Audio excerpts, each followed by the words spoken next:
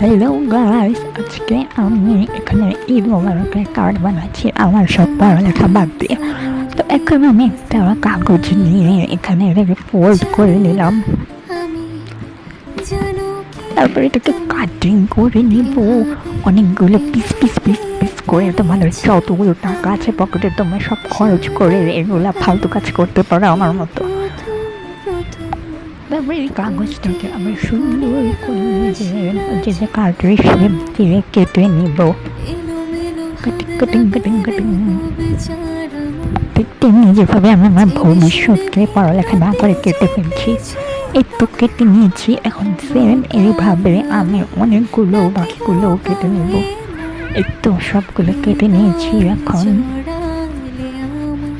তখন আমি একটি গ্লিটার ফর্ম শিট নেব, তারপর এখানে যেগুলো হাম্বা মোবারক লিখবো, তো এখানে অনুযায়ী আমি ফর্ম শিটগুলো কেটেছি। তারপর এগুলা করবো আমি আমার ওই কাগজগুলোর উপরে।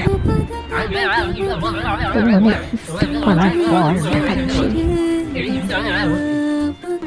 এই জন্য সবগুলো স্টিক করা শেষ। এখন আমি ফুল লুক দেখাচ্ছি।